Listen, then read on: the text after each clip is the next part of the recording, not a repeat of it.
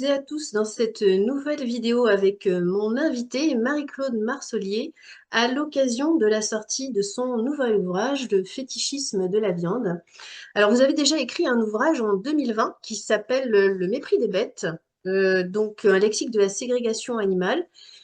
Et alors moi, dans ce livre-là, Le fétichisme de la viande, je pense qu'on a vraiment franchi un cap. Parce que alors vous parlez de sujets dont on n'entend jamais parler, mais qui pourtant sont extrêmement intéressants, notamment alors on va revenir sur le titre tout à l'heure, mais vous parlez notamment des aspects magiques de la viande, des aspects sacrés de la viande, le fétichisme de la viande marchandise, etc., etc. Donc, moi j'ai mis des post-it quasiment à toutes les pages parce que tellement c'est vraiment c'est hors des sentiers battus en plus. Alors déjà, dans un premier temps, merci d'avoir accepté mon invitation. Et je vais vous poser la première question qui, je pense, interpelle beaucoup de personnes qui vont regarder cette vidéo. C'est pourquoi avoir choisi ce titre et qu'est-ce que vous entendez par fétichisme et de la viande? Alors d'abord, merci Sandrine de cette invitation et puis bon, encore félicitations pour le magazine que vous montez régulièrement et que j'ai découvert à cette occasion et avec grand plaisir. Oui, merci à vous. Euh, et donc, alors, pourquoi le fétichisme? Disons, ce livre, il est parti de constatation, enfin d'un certain agacement avec euh, quand on voit toutes les non seulement les approximations, mais les choses fausses, les exagérations, les surestimations, les surévaluations dont la viande est l'objet. Et donc, à un moment, c'est vrai que je me suis dit, bon, faisons un bilan. Au début, faire une liste de toutes les choses fausses qu'on raconte sur la viande, sur la nécessité d'en manger, sur toutes ses qualités, donc non seulement nutritionnelles, mais aussi sociales. La viande, ça fait du lien parce que c'est de la convivialité, c'est des aspects plus magiques, enfin, plus cachés, etc. Et donc, j'avais envie de dénoncer un peu tout ça. Mais j'avais pas de fil rouge. Et je suis tombée par hasard sur ce par quoi je commence ce livre, un essai qui date de 1905 de Crosby, un auteur américain, et cet essai est intitulé The Meat Fetish, donc c'est la viande fétiche. Et je connaissais un peu la notion de fétichisme et j'ai creusé. Et en fait, le fétichisme, c'est vrai que c'est un terme qui recouvre un très grand nombre d'acceptions, qui a pris vraiment beaucoup de sens, mais toujours avec une connotation non rationnelle, euh, comment dirais-je, délétère. Et je me suis dit que ça allait être un bon fil rouge pour ben, dénoncer tous ces aspects, voilà, non seulement de survalorisation, mais aussi délétère de la viande.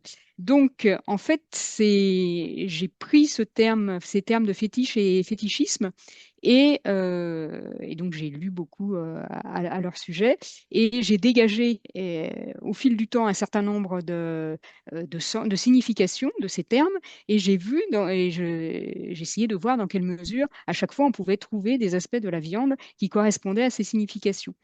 Et en fait, de manière assez surprenante, vraiment, on peut en trouver pour tout. Alors, donc, c'est comme ça qu'est parti fétichisme. Donc, parce que pour les gens aujourd'hui, l'acception la plus courante de fétichisme, c'est pensée magique, mais c'est aussi survalorisation d'un objet particulier. Par Mhm, exemple, on a son stylo fétiche ou bon, voilà. c'est ça. Et, quand on creuse un petit peu l'étymologie de ce terme, au début, c'est un terme donc, qui apparaît au XVIe siècle. En fait, c'est un terme qui est donné par les navigateurs portugais à des objets magiques euh, que les populations locales, qui est important pour les populations d'Afrique, des côtes de l'Afrique de l'Ouest. Et donc, ils appellent ça des fétisseaux, et puis ça donnait fétiche en français, et ça désignait initialement donc des objets religieux qui étaient sujets d'une grande attention, et que en fait les premiers ethnographes ont considéré que ces Africains de la côte de l'Ouest en fait euh, révéraient, enfin adoraient ces objets comme on adore un dieu. Et donc ils ont considéré évidemment que c'était le degré zéro de la religion de manière, enfin bon, sans rien comprendre et sans chercher trop à comprendre, je pense. Et donc voilà, ça part de là, c'est une espèce d'objet sacré, magique. Et, et donc, si on regarde ça, eh bien, effectivement, la viande, enfin les sacrifices Mm. carnés, c'est quand même une constante dans l'histoire de la société, des sociétés occidentales. Bon, les sacrifices gréco-romains, puis après il y a le sacrifice du Christ, qui est aussi un sacrifice parce que c'est l'agneau de Dieu. Donc on part avec cette notion religieuse, et puis après, cette notion, elle a été reprise, enfin je vous passe à grands traits le portrait, le fil conducteur du livre, elle a été aussi reprise par Marx, qui dit, mais en fait, la marchandise dans les sociétés capitalistes, les consommateurs, en gros, voient la marchandise comme un fétiche, c'est comme une espèce d'objets d'objets qui les fascinent. Et cette fascination, ça les empêche complètement de considérer les conditions de production de cette marchandise qui peuvent être assez terribles.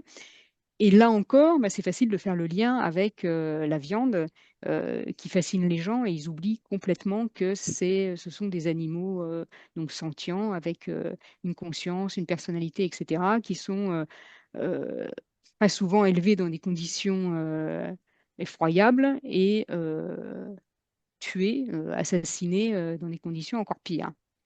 Donc ça, c'était le deuxième sens de fétichisme. Après, ça a été repris par un sexologue, donc Alfred Binet, et je pense que les gens là connaissent un peu cette notion de fétichisme, le fétichisme de la chaussure. Et en fait, donc c'est des objets, dit Binet, qui laissent insensible tout homme, parce que c'est surtout une caractéristique masculine pour Binet, tout homme raisonnable, et qui mettent des insensés dans des états d'excitation sexuelle, voilà, parce que le fétiche est en fait un substitut sexuel. Bon. Et par avec cet aspect du fétiche et du fétichisme, j'ai pu aborder les relations qu'il y a entre oppression des animaux pour la viande, enfin en fait consommation orale de viande et consommation sexuelle dans les cas d'abus sexuels. Et ça, c'est quelque chose qui a été très développé aux États-Unis par Carol G. Adams, qui a écrit deux livres vraiment extraordinaire. Alors, le premier a été traduit en français, s'appelle La politique sexuelle de la viande.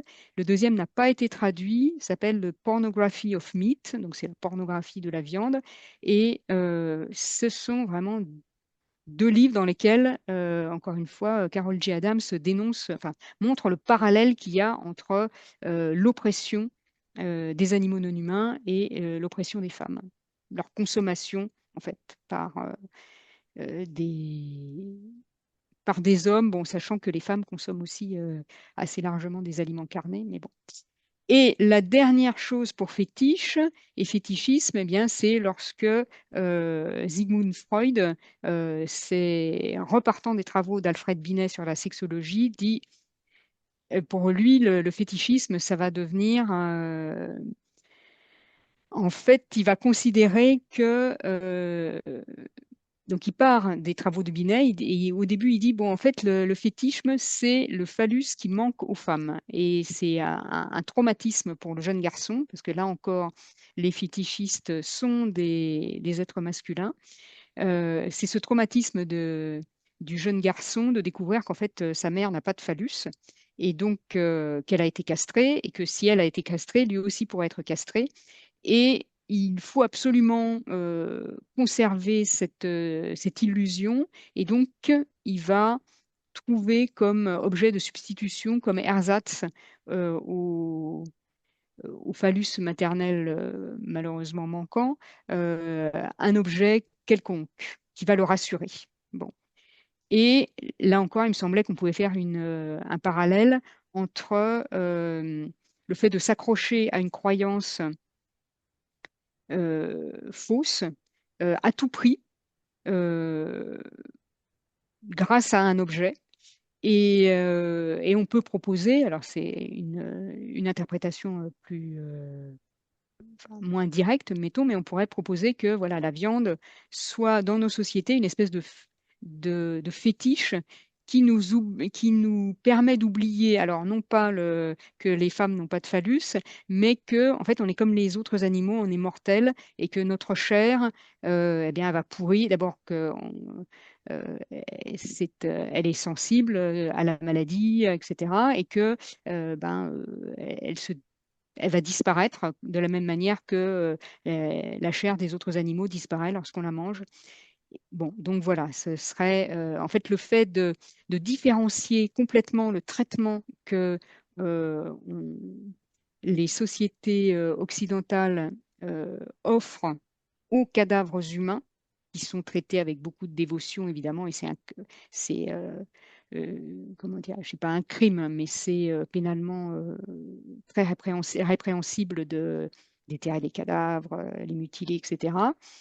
Donc il y a ce traitement extrêmement respectueux des cadavres humains d'un côté, et puis le traitement sans aucun respect, alors non seulement des cadavres des animaux non humains, mais même de leur personne. Et l'idée, c'est qu'en instaurant une espèce de différenciation forcée entre ces deux genres de cadavres, eh ben, ce serait d'essayer de se convaincre qu'il y a une différence essentielle entre nos corps, les corps humains et les corps des animaux non humains. Donc voilà, un peu rapidement brossé Oui. enfin, l'histoire du fétichisme dans ce livre. Oui, oui, oui. Et à vous écouter, effectivement, aujourd'hui, manger de la viande ou en tout cas des cadavres d'animaux comme ça, vraiment, ça amène à ça peut amener, en tout cas, j'espère que ça va amener des gens à réfléchir finalement à la cause et et la finalité aussi d'ingérer ces cadavres d'animaux. C'est pas du tout anodin ça pourrait le paraître, parce que finalement, aujourd'hui, c'est un peu, c'est devenu normal. Alors, ceux qui ne mangent pas d'animaux morts, c'est eux qui sont presque considérés comme anormaux. Et en fait, c'est très banal. Cette absurdité, cette violence qui est faite aux animaux, cette tuerie quotidienne qui sont faites dans les abattoirs, c'est normal. Et en fait, les gens qui essayent de dire mais il y a quelque chose qui va pas, c'est eux qui passent pour anormaux. Donc aujourd'hui, manger des animaux morts, là, ça reflète finalement une névrose quand même hein, Mhm, mhm. humaine. Je ne sais pas si vous voulez développer un peu là-dessus, mais ça reflète une névrose humaine, mais qui est aussi, comme vous en parlez dans la première partie du livre, liée à pas mal d'aspects religieux aussi. Alors, effectivement, alors en fait, il y a plein d'aspects qui permettent de, d'expliquer, à défaut de légitimer, qu'on continue à consommer de la viande. Bon, déjà, c'est sûr que comme le disait Crosby lui-même, il y a une très longue habitude et les gens détestent changer d'habitude. Ça leur donne un sentiment d'insécurité et on a beau leur dire que on peut faire des repas complètement sains et complets et beaucoup plus bien meilleurs pour leur santé avec uniquement des végétaux qu'avec des produits animaux. Euh, il y a ce sentiment d'insécurité, puis on l'a toujours fait. Bon, donc il y a ce poids énorme de la tradition. Il y a le fait que la viande est appréciée gustativement, mais ça n'explique pas tout parce que même si la viande de chien, on disait aux gens que la viande de chien c'est délicieux, les gens ne mangeraient pas de chien. Donc tout n'est pas dans est loin d'être dans le plaisir gustatif. Euh, voilà, donc les gens sont prêts à trouver abominable le fait que certains Coréens mangent de la viande de chien et ils ne voient pas de problème avec la viande d'autres animaux. Bon. Donc, alors évidemment, il y a toutes les entreprises qui font leur commerce et leurs bénéfices avec ça. Donc, il y a un lobby agroalimentaire qui est extrêmement puissant en France et qui est relayé, qui influence beaucoup et qui est relayé par le ministère de l'Agriculture d'une manière, euh, en tout cas, enfin, moi, j'ai pas trouvé d'équivalent dans les autres pays pour lesquels j'ai regardé ça, d'autres pays occidentaux, bien sûr. Et donc, il y a beaucoup de pays dans lesquels il y a des déclarations officielles sur le fait que les régimes végétariens ou véganes sont bénéfiques pour la santé, pour l'environnement. Et il n'y a rien de tel en France. Et au contraire, bon, euh, le discours qui promouvait euh, de la viande ou du poisson ou des œufs deux fois par jour s'est calmé, mais disons, la viande n'est plus considérée comme un aliment essentiel, ce qui était quand même un terme très lourd, un aliment essentiel de notre régime aujourd'hui. Donc ça n'existe plus. Et on commence à dire qu'il faut limiter la viande, mais c'est la viande rouge. Il faut la limiter à 500 grammes par semaine, ce qui est déjà au-delà de toutes les limites. Enfin, c'est déjà largement non seulement néfaste pour la santé, mais en plus complètement insoutenable d'un point de vue environnemental, sans parler que éthiquement, ça continue d'être une catastrophe, hein. Donc, il y a évidemment voilà, des intérêts des entreprises, enfin, industrielles. Et ben, une autre raison pour laquelle les gens continuent à manger de la viande, c'est vrai que c'est relié à des tas d'éléments sacrés, hein. C'est sûr que même dans nos sociétés laïques, ces choses perdurent. Donc, bah, encore une fois, les sacrifices carnés, bah, ça a été le lot de toute l'Antiquité gréco-romaine, où manifestement on sacrifiait un peu à tour de bras. Et en fait, je pense que c'était le même terme, makairos, en Grèce, qui désignait le sacrificateur et le boucher. Donc, manifestement, la grande majorité des viandes qui étaient consommées en Grèce, de la viande qui était consommée en Grèce, passait par les mains du sacrificateur. Donc, à peu près euh, toutes les occasions étaient bonnes pour tuer un animal et puis avoir de la viande. Donc, avec le christianisme, les choses ont évolué puisque dans le christianisme, enfin, je parle pour la France, hein, et donc qui a une tradition majoritairement chrétienne et catholique. Avec le christianisme, il n'y a plus de sacrifices animaux puisque bah, le sacrifice unique du Christ est censé avoir rendu caduques tous les sacrifices animaux. Et donc le Christ est l'agneau de Dieu et donc, de manière assez compliquée, à la messe, dans une messe catholique, lorsque eh bien, tous les fidèles sont invités à partager le corps et le sang du Christ. Et il y a cette espèce de rappel incessant euh, ben, qui est encore plus frappant d'une certaine manière que le carnisme. C'est vraiment une espèce Mm. d'invitation à l'anthropophagie, parce que bon, c'est ce qui a été une Et oui. accusation. Enfin, les protestants avaient beaucoup de mal, enfin, et ont toujours beaucoup de mal à considérer que l'hostie, d'après le dogme catholique, l'hostie est réellement le corps du Christ, même s'il n'apparaît pas comme tel. Donc bon, c'est des... Bref, donc il y a quand même avec le catholicisme, il y a toujours cette incitation, au cœur de la messe, il y a le sacrifice d'un être vivant qu'on va manger aussi, qu'on va partager. Bon. Et de plus, le christianisme, enfin le christianisme et le catholicisme en particulier, ont toujours été furieusement opposés au végétarisme moral. Et donc, il y a des paroles, donc ça se trouve déjà dans le Nouveau Testament avec l'apôtre Paul qui dit que tout ce qui est produit par Dieu est bon et il ne faut pas refuser ce qui apparaît comme un don de Dieu, donc la viande en particulier. Il faut manger de tout sans se poser de questions. C'est repris après par des docteurs de l'Église vouent aux abominations les gens qui ne veulent pas manger de la viande spécifiquement pour des raisons éthiques. Alors, si c'est pour se mortifier et se priver d'un plaisir, ça va. Si c'est pour des raisons éthiques, là, c'est vraiment un blasphème. Donc, il y a ça. Et les raisons de ça, eh bien, on peut les chercher aussi dans le Nouveau Testament lui-même. C'est que, en fait, le Christ lui-même, qui est censé être un humain parfait, n'avait aucune considération pour les autres animaux. Et quand on relit, on peut relire les évangiles, en fait, les animaux ne servent que comme des faire-valoir des humains.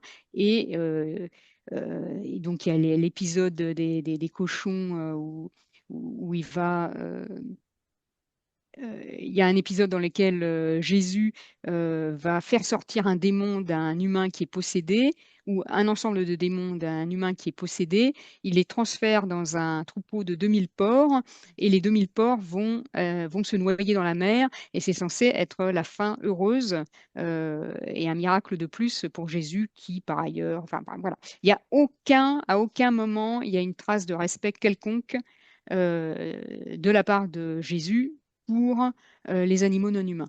Et ça, c'est quand même très compliqué pour des chrétiens, puisqu'ils sont censés croire que Jésus est donc un être divin, donc parfait, et qu'il ait des défauts moraux aussi graves. C'est juste pas recevable pour un chrétien, en fait. Donc ça fait enfin, Renan Larue a écrit là-dessus et il considère que le fait que le catholicisme s'accroche autant au régime carné, euh, probablement parce que, encore une fois, Jésus, l'être parfait, était carnivore, c'est une des causes majeures qui empêche le développement du végétarisme dans les cultures occidentales. Ouais, et puis il y a toujours ce sacrifice aussi à Pâques, là, avec cet agneau et tout. Oui, oui. Mais est-ce que c'est pas tout ça, c'est des extrapolations ou bien c'est quoi pour vous tout ça là? Des extrapolations, c'est-à-dire? Et je sais pas, en fait, ce que vous venez de dire, ça peut entraîner une forte dissonance, effectivement, chez les personnes qui sont chrétiennes et tout. Enfin, ouais, ça pose problème, en effet. Ben, moi, je pense que c'est assez terrible parce que jusqu'à la place de ces personnes, bon, il y a beaucoup de problèmes avec le christianisme en général et le catholicisme en particulier, mais quand même, le fait d'avoir des êtres, voilà, si on pense que Jésus est un être parfait, c'est le Dieu auquel on croit euh, et dans lequel on met toute sa confiance, et qu'on voit que d'un point de vue moral, il est, oui, ce n'est qu'un homme, et peut-être même un homme mauvais, comme dirait Renan Larue, c'est très déstabilisant. Et donc, Renan Larue dit, ben oui, les chrétiens n'ont pas le choix, en fait. Il faut être carnivore pour ne pas désavouer son Dieu. Oui, donc ça, c'est un des sujets que vous abordez effectivement donc, dans votre livre. Il y a un autre sujet aussi qui m'a apparu très intéressant, c'est le cas des abattoirs. Alors là, on passe un petit peu à autre chose, mais je voulais en parler avec vous, le cas des abattoirs et les mots aussi qui sont employés par rapport à la viande, dans tout ce contexte-là. Le cas des abattoirs, notamment, où on peut le voir, hein, qui sont jamais en centre-ville. Il n'y a pas d'abattoir en centre-ville, c'est toujours à l'extérieur, plus ou moins à l'extérieur de la ville. Et le fait que finalement, dans ces abattoirs, il y a comme un truc où il y a personne qui fait vraiment quelque chose. C'est-à-dire qu'il y a personne qui vraiment tue l'animal. Donc c'est comme s'il se passait rien dans les abattoirs. Et ça, c'est assez incroyable parce que ça contribue, je pense, effectivement, à cette névrose-là et à ce déni par rapport à ces êtres vivants qui arrivent dans ces lieux et qui sont massacrés et qui sont tués encore à moitié vivants parce que finalement, la première personne qui doit mettre le pistolet, bon, bah, c'est finalement pas trop lui qui tue. La deuxième qui doit saigner l'animal, bon, bah, il est déjà à moitié assommé, donc c'est pas trop lui qui tue. Ceux qui voient arriver les morceaux d'animaux, bon, bah, c'est pas eux qui tuent. Enfin, et donc là, on est quand même dans quelque chose d'assez particulier dans le lien avec le vivant et avec cet animal qui arrive vivant à l'abattoir et qui ressort un morceau. Mm, mm, mm. Et Oui, en c'est ça. fait, Mm. c'est un des aspects magiques de la viande, c'est que Voilà, et qui c'est ça. permet de séparer complètement la viande aliment d'un animal sensible. Et c'est vrai que ça fait partie des stratagèmes. Donc, effectivement, vous l'avez dit, les abattoirs sont un lieu de dissimulation. Ils sont Ouais. eux-mêmes dissimulés. Donc, alors au début, probablement pour des raisons d'hygiène, et puis de sensibilité, puisque les abattages en pleine rue, c'était... Donc au début, ça s'est fait comme ça, mais c'est vrai que maintenant, et de fait, aujourd'hui, enfin les gens, je ne sais plus quel député avait dit que c'était plus difficile de pénétrer dans un abattoir que dans un sous-marin nucléaire. Et il n'y a pas, il y a que des gens qui s'infiltrent pendant des mois. C'est un travail considérable que de pouvoir s'infiltrer pour se rendre compte vraiment de la réalité du travail en abattoir et du fait que les cadences sont infernales, enfin, au-delà de tout ce qu'on peut imaginer. Donc, il y a eu plusieurs livres sur le sujet, Mm. euh, dont, enfin, il y a eu un Français qui a écrit Steak Machine, et puis un Américain qui s'est... Enfin, il y a eu plusieurs livres sur le sujet, et on n'arrive pas à imaginer que ah oui, Timothy Pachirat, qui a écrit un livre qui s'appelle Toutes les 12 secondes. Et ça, c'est l'idée, c'est que la personne qui défonce le crâne des vaches, enfin des animaux à tuer, avec un pistolet qui va, donc une tige métallique qui va s'enfoncer dans le crâne de l'animal à tuer, eh bien, cette personne, elle actionne son pistolet, voilà, toutes les 12 secondes, alors on appelle ça assomme, et en fait, voilà, elle Mm. laboure le crâne d'un animal toutes les 12 secondes. Donc euh, c'est inimaginable en fait. Et les gens qui font ça, enfin, je pense au bout d'une journée, ils sont déjà détruits. Je ne sais pas comment ils peuvent rester des années comme ça. Bon, de toute façon, les abattoirs, c'est les lieux, enfin, aujourd'hui, je pense que c'est les lieux les plus terribles pour travailler. Parce qu'il y a des cadences infernales, ça commence très tôt le matin, il y a des risques de blessures considérables, c'est dans la chaleur, ils ont des protections, mais des gants en maille, mais qui les blessent autant enfin, Mm. qui les blessent aussi. Enfin, Tout à donc fait. Oui, c'est juste incroyable, quoi. oui. C'est la découverte un peu, je pense, de la réalité des camps de concentration, Mm. ce genre de réalité. Les gens qui vivent autour ne veulent pas le voir. Les gens qui mangent de la viande oublient, enfin, et Mm. tout est fait pour leur faire oublier ça. Ouais. Et c'est d'une cruauté Sans nom. incroyable, quoi. Non, non. Et c'est souvent ce que je dis d'ailleurs, c'est que la maltraitance animale, elle est inséparable de la maltraitance humaine, hein. C'est pas possible. Et souvent, c'est ce que je dis aux gens. Je dis, mais à la rigueur, si vous n'êtes pas sensible aux animaux, vous pouvez pas être insensible au sort de vos congénères et notamment des gens qui travaillent dans les abattoirs. Parce qu'effectivement, ces gens-là, pour tenir, sont obligés de se renier, obligé de prendre certaines substances, etc. Et ouais, donc en fait, c'est aussi contribuer à un système mortifère humain, hein. C'est pas que un système mortifère pour les animaux. C'est Et clair.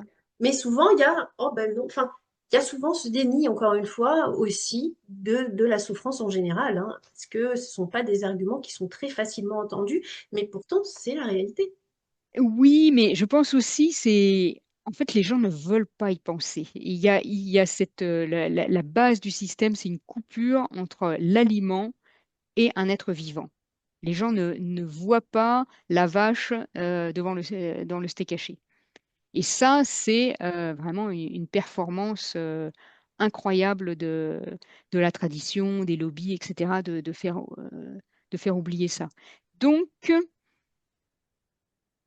voilà, enfin, alors je pense que les choses ont quand même beaucoup changé ces 15 dernières années avec les vidéos Mm. tournées dans les abattoirs, L214 et tout ça qui ont fait vraiment un travail énorme. Et bon, je pense qu'aujourd'hui, aujourd'hui, c'est quand même plus difficile de passer pour quelqu'un qui est sincèrement ignorant de ces choses. Mais c'est bon, c'est pas encore pour ça que malgré tout que ça bouge. Mais je pense que c'est un élément énorme, hein, parce que montrer la réalité aux gens, voilà, c'est un peu la base de l'évolution des comportements. C'est sûr, mais c'est vrai qu'encore une fois, il y a toujours, que ce soit de la part des éleveurs d'ailleurs, hein, ou de la part des gens qui mangent la viande, ce truc de tradition. Et ça fait partie d'une identité, que ce soit d'ailleurs Mm. pour l'éleveur, hein, c'est son identité d'être éleveur, et puis parce que ses grands-parents et parce que c'est tout le monde a fait ça dans sa famille, et donc ah, on n'y touche pas, tout autant que les gens qui mangent ces produits, oui, mais on va perdre notre identité régionale, notre identité. En fait, ça touche à une identité très profonde. Et il y a énormément de gens qui ne sont absolument pas prêts à, à, à enlever cette identité qui finalement n'est basée sur pas grand-chose, mais pour eux, ils y tiennent. Il y a un truc comme si s'ils lâchaient ça, ils allaient perdre une partie d'eux. Oui, ce qui est assez tragique parce que quand on réduit ce que l'on est au fait Mm, de manger on se dit mais c'est tout ce que vous avez dans la tête, c'est manger de la viande, vous n'avez pas des sentiments, euh, vous n'inventez pas des choses, vous n'avez pas des belles idées. Moi, je suis juste un mangeur de chair, de chair morte, voilà, d'animaux torturés. C'est ça, ce mm. que j'appelle moi. C'est quand même une définition terrible. Oui, tout à fait, comme vous le dites. Et souvent, il y a ce truc aussi, oui, mais il y aura plus d'éleveurs, il y aura plus d'animaux, qu'est-ce qu'on va faire? Il n'y a plus de travail. Mais en fait, c'est ce que vous dites, il y a tellement de choses à faire autres, euh, vertueuses. Enfin, c'est assez incroyable de rester comme ça, entretenu dans un carcan, parce que finalement, c'est une identité, mais c'est un carcan, quoi. C'est un truc lourd à porter, ça. En fait, je vois pas comment on peut se définir en se disant, moi, je me définis comme un être qui, voilà, encore une fois, qui mange des cadavres. C'est ça ce que je suis profondément. Mm, Enfin, on peut quand même se définir par des projets, des rêves, des idées de mm. manière plus intéressante, il me Oui, semble. tout à fait. Et c'est des choses qui ont quand même encore la dent dure, si j'ose le jeu de mots. Et puis, il y a aussi quelque chose dont vous parlez dans votre livre qui est intéressant parce qu'il y a une différence entre les mangeurs de viande qui sont donc Ah oui. zoophages et ceux qui sont sarcophages. Alors, est-ce que vous pouvez nous en dire un petit peu plus là-dessus? Alors, ça, c'est une distinction que fait Noélie Vial, hein, qui a beaucoup écrit sur la viande et de manière absolument remarquable. Et donc, Noélie a dit, ben, effectivement, elle remarque, enfin, de toute façon, je pense qu'elle-même n'est pas végétarienne, mais elle a vraiment, elle analyse ses comportements avec beaucoup de finesse et dit, ben, voilà, il y a des gens, bon, tout le monde veut manger de la viande. Mais il y a des gens pour lesquels la viande, c'est vraiment un animal, donc ils veulent du cuisseau de chevreuil, de la langue de bœuf, de la cervelle de mouton, tout ça, parce que c'est important pour eux. Ils s'approprient peut-être de manière un peu magique. Enfin, c'est important d'avoir l'image de l'animal vivant parce que peut-être ils vont s'en approprier une partie de sa vitalité d'une certaine manière. Donc, il y Mm, a ces gens-là. Et il y a les autres pour lesquels la viande constitue un aliment qui est riche en nutriments, pour lesquels et depuis qu'ils sont tout petits, on leur a dit, il faut manger de la viande si tu veux être fort, si tu veux être en bonne santé.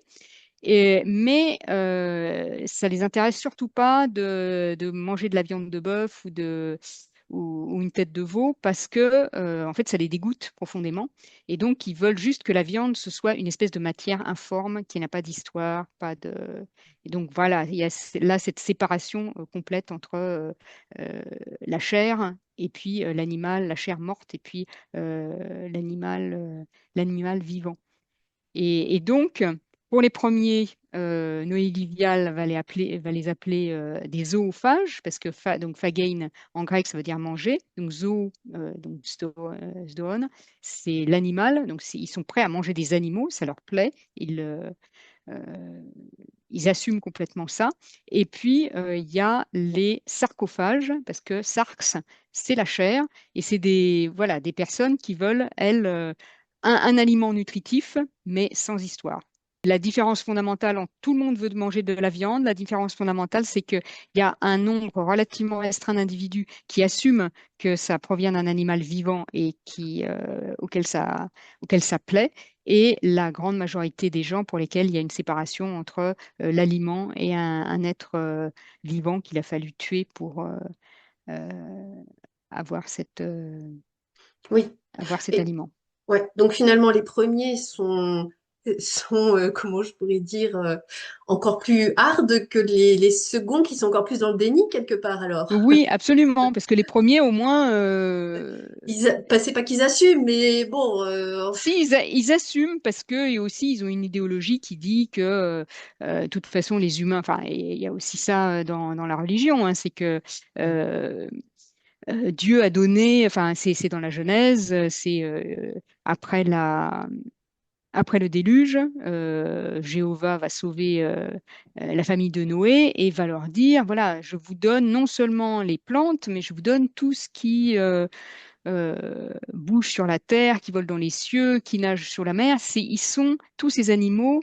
Bah, vous serez leur effroi et puis vous pouvez en manger et autant que vous voulez. En fait, je vous les livre, ils sont dans vos mains. hmm. Donc, il y a cette permission divine, très Oui, pratique. très pratique, c'est ce que j'allais dire. Il y a cette espèce Oui, de validation derrière laquelle on peut se cacher tranquillement. voilà. Et ouais. Et il y a aussi un autre sujet que vous abordez dans le livre, c'est l'histoire de la viande et la virilité. Donc Ah oui. c'est je suis un homme, donc je dois être fort, donc je dois manger de la viande. Et puis aussi cette référence, comme d'habitude, au chasseur-cueilleur, l'homme qui ramène la viande à la maison, le truc bien ancré dans les esprits. Est-ce que vous pouvez nous en dire quelques mots?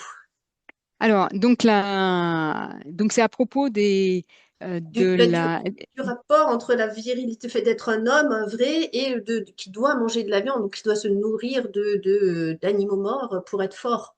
Oui, pour être fort et en fait, il y a ce parallèle qu'on peut faire entre consommation, ce qu'on disait tout à l'heure, la consommation de viande et la consommation des femmes. Mhm, C'est-à-dire que, voilà, quand on est fort, en fait, l'humain mâle, pour certaines personnes, c'est un prédateur. Donc, c'est un prédateur à la fois pour les autres animaux, il va chasser, tuer, etc. Et qui apprécie, bon, enfin, de vraiment, lui, c'est un zoophage, il veut vraiment mhm, manger de la viande, rogner, ronger les os, tout ça. Et puis, c'est un prédateur aussi auprès des femelles humaines. Et voilà. Et donc, qui va consommer avec le même appétit et le même sentiment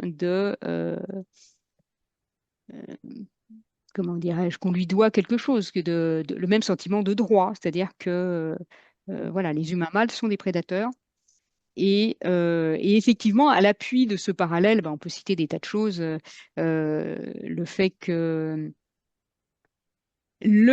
que on retrouve dans des témoignages de femmes aussi, qui se disent traitées comme des bouts de viande. Et je trouve ça, j'avais pas conscience de ça avant de faire cette petite recherche sur un site qui dénonce des agressions sexuelles.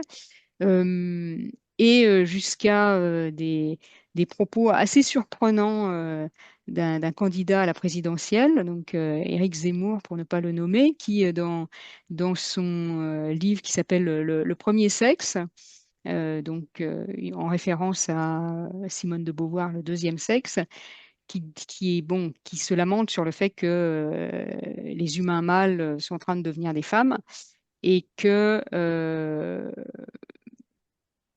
bon, enfin, c'est un petit livre, mais qui est très dense, enfin, qui est vraiment surprenant. Et donc, Zemmour, dans ce livre, il explique, par exemple, enfin, c'est un exemple concret où euh, les femmes sont comparées à des bouts de viande.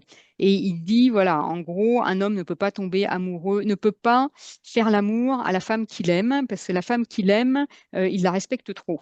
Donc, pour faire l'amour, il faut découper. alors mentalement évidemment, les êtres féminins en morceaux, donc genre les seins, les fesses, voilà. Et c'est ça c'est comme ça qu'on peut jouir des femmes d'une certaine manière. Et donc on les coupe en morceaux et il dit qu'ils sont emballés comme Christo emballait ses ponts. Mhm. Voilà.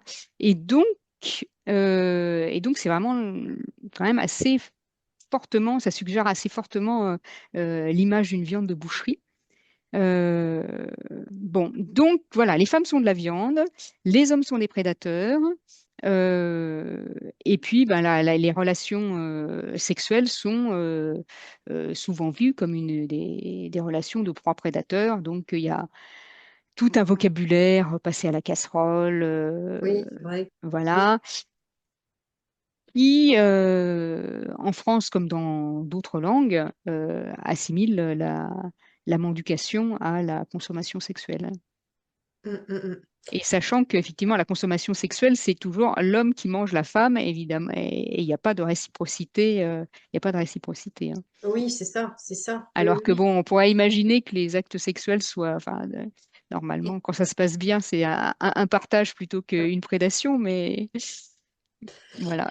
Derrière tout ça, j'ai l'impression, moi, qu'il y a quand même quelque chose qui ramène à une peur, peut-être ancestrale ou un truc. Le fait de manger de la viande, paradoxalement, ça permet de se sentir en vie, ça permet de se sentir fort. Le fait de manger un animal qui a souffert, qu'on a torturé, et le fait de manger ces trucs-là, paradoxalement, ça amène de la force, ça amène de la vie, etc. Est-ce qu'il n'y a pas un truc genre, j'ai une peur de la mort quelque part qui fait que ben, je vais manger un animal mort pour paradoxalement me sentir en vie. Je ne sais pas si vous voyez ma Oui, oui, logique. mais complètement. Mais moi, effectivement, je pense c'est en fait manger la chair d'un être vivant, sentient comme soi-même, se permettre de faire ça, c'est quand même une démonstration de puissance énorme. Mm, C'est-à-dire mm, que effectivement, les 800 millions d'animaux qui sont massacrés dans les abattoirs français chaque année, eh bien, tout ça, c'est fait par des humains. C'est quand même, il y a pas de. Je pense que c'est voilà, c'est une démonstration de force. Alors, les autres démonstrations équivalentes, en fait, c'est fait sur d'autres êtres humains, mais bon, maintenant, c'est considéré de manière moins favorable, mais c'est un peu ça. C'est avant l'esclavage, enfin avant dans les sociétés occidentales, mais la guerre, l'esclavage, les prisonniers de guerre, c'était les rapts, c'était une démonstration de puissance. Bon, alors maintenant, c'est réduit légalement aux animaux non humains, mais c'est vrai que bah voilà, on peut se dire cet être insouciant, bah, je peux l'égorger, enfin, oui, oui. c'est Et puis, il y a vraiment une hypocrisie quelque part parce que moi, j'ai appris il y a peu de temps que sur la fiche de salaire des gens qui travaillent dans les abattoirs, ceux qui tuent, il y a vraiment marqué tueur sur leur fiche de salaire. Donc, c'est normal. Tu fais quoi dans ta vie? Je suis tueur. C'est abominable. Alors, Enfin, il y a, oui, non, mais oui, mais par exemple, on peut voir ça sous plusieurs angles. D'abord, il y a des cas où ben, tuer, ça peut être vu comme une chose positive. Par exemple, si on tue un tyran, ben, mhm, mhm, on libère un pays. Bon, alors il faut pas. Il y a beaucoup de gens oui, qui s'en servent de manière un peu, oui, c'est ça. Après, oui. voilà. Et il y a, Voilà. c'est un argument compliqué, mais voilà, ça peut être vu comme une libération. Ça peut être vu si on ne fait pas attention à euh, alors comment dirais-je pour des animaux qui non humains qui saccagent des cultures, on dit bah moi je les tue comme ça, je protège mes biens. Donc c'est un peu la même chose que éliminer les bactéries ou Mm, on peut voir dans l'acte de tuer, enfin il y a des gens clairement qui voient dans l'acte de tuer quelque chose de positif. Et donc, le tueur, d'une certaine manière, il peut aussi se dire, mais moi, je nourris oui. les gens. C'est grâce à moi que les gens ont de la viande, de la Ouais. force. Mm, Et mm. c'est juste un moyen pour une fin, pour une bonne fin. Oui, voilà, c'est un moyen, encore une fois, de se donner bonne conscience quelque part ou de minimiser le truc, hein. Oui, mais je pense qu'on peut pas être bouché sans se dire je donne de la nourriture, je nourris les gens, Ouais. comme s'ils pouvaient pas Oui, être nourris avec autre oui, chose. oui, tout à fait. Alors, pour terminer cet entretien, euh, j'aimerais avoir votre avis sur comment vous voyez un petit peu l'évolution de la société en général et l'évolution par rapport avec le rapport aux animaux et notamment les animaux de rente, les animaux d'élevage, ceux qui sont utilisés pour nourrir certaines personnes. Est-ce que vous sentez, vous, de votre point de vue, une évolution plutôt favorable ou plutôt comment vous voyez les choses aujourd'hui? Alors moi, j'ai tendance à être optimiste parce que je pense qu'il y a quand même, encore une fois, il y a maintenant des diffusions d'images. Les gens peuvent plus être sincèrement ignorants. Euh, je pense que ça met longtemps à diffuser de la même manière euh, que pour que les femmes accèdent au droit de vote, ça a demandé des décennies pour que les esclaves, la fin de l'esclavage, c'est pareil, ça a demandé beaucoup de temps. Donc je pense qu'on est dans un temps long, euh, mais je pense que ça, on finira par reconnaître ça. Mm. Effectivement, ça met beaucoup de temps. C'est comme si on avait un morceau de glace au début qui est à moins 40 degrés. Il absorbe de la chaleur, donc il va plus être à 40 degrés, il va être à 30, 20, 10, enfin, un Mm. morceau de glace donc qui est à moins 40, il va être, mettons, à moins 10 degrés. Alors, apparemment, c'est toujours de la glace, mais en fait, il va y avoir besoin de moins en moins de chaleur, d'énergie pour que vraiment ça fonde. Et je Oui. pense que, voilà, on est en train de chauffer un morceau de glace qui a encore l'apparence de la glace. Oui, je pense, je vous rejoins aussi là-dessus. Eh bien, merci vraiment énormément de m'avoir accordé cet entretien. Je recommande encore vraiment à tout le monde, si vous voulez aller plus loin dans vos réflexions, vraiment ce livre, Le fétichisme de la viande. Et un grand merci et peut-être à bientôt. Merci Sandrine, bah, j'espère. Merci beaucoup. Au revoir. Merci.